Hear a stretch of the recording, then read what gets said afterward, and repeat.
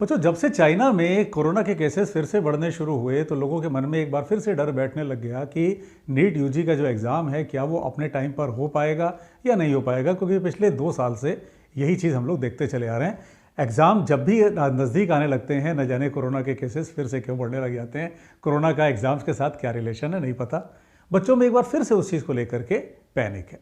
बेटा, आगे क्या होगा इसके बारे में कहना तो मुश्किल है, लेकिन अगर हम लोग इस समय की सिचुएशन देखें, करंट सिचुएशन देखें, तो एम्स के डायरेक्टर ने भी और हेल्थ मिनिस्टर ने भी और कई सीनियर डॉक्टर्स ने भी इस बात को कहा है कि इंडिया में चूंकि मास वैक्सीनेशन हुआ है, बहुत बड़े स्केल पे वैक्सीनेशन हुआ है, वर्ल्ड में सबसे ज़्यादा वैक्सीनेशन हुआ है और लोगों में जो सेकेंड वेव के कारण हर्ड इम्यूनिटी भी है, तो इंडिया पे उसका जो असर आएगा वो बहुत कम आने की उम्मीद है, बहुत कम आने के चांसेस है।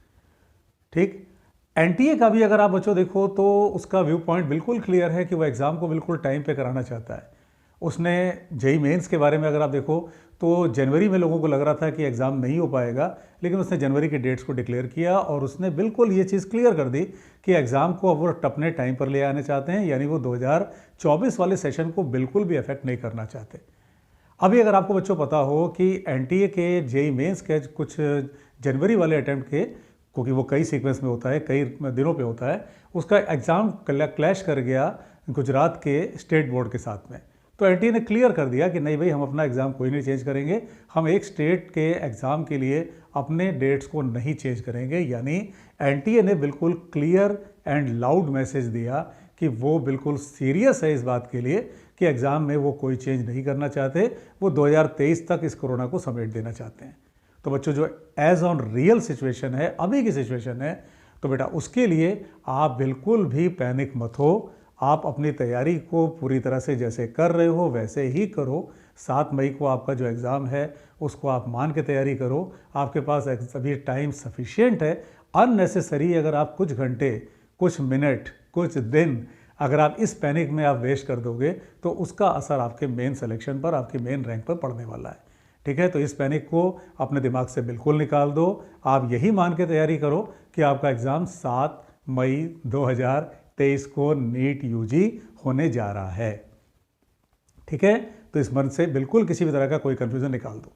बेटा, आपकी उस तैयारी को और ज़्यादा बढ़ाने के लिए और अच्छा करने के लिए फिज़िक्स के लिए इस चैनल पर बहुत सारी एक्टिविटीज़ चल रही हैं। बच्चों, जो यूट्यूब चैनल है उसको आप सब्सक्राइब कर लो तो आपको सारी एक्टिविटीज़ मिलती रहेंगी। साथ ही साथ जो टेलीग्राम चैनल है जिसका लिंक बच्चों इसमें दिया हुआ है डिस्क्रिप्शन में, उसमें भी कई एक्टिविटीज़ चल रही हैं जो आपके नॉलेज लेवल को और ज़्यादा बूस्ट करने में हेल्पफुल है। बच्चों, फिज़िक्स मूनशॉट का जो ऐप है उस पर फिज़िक्स के पूरे चैप्टर्स या कह लो पूरा सिलेबस भी चल रहा है। और अगर किसी को सिर्फ कोई चैप्टर में डाउट है, सपोज़ किसी को फ्रिक्शन में डाउट है, किसी को सपोज़ न्यूटन्स लॉ में डाउट है, तो ऐसे कई चैप्टर वाइज भी मॉड्यूल्स उसमें, कोर्सेज उसमें अवेलेबल हैं at very very nominal price, और उस पर भी कूपन कोड लगा के वो और सस्ता हो जाता है। ठीक है, तो बच्चों बिल्कुल पैनिक मत करो, अच्छे से पढ़ाई करो। एक अच्छी रैंक से सिलेक्शन लेना है, ये एकदम एक डिटर्मिनेशन लेकर के अपनी पढ़ाई को करते रहो। Wish you all the best. God bless you.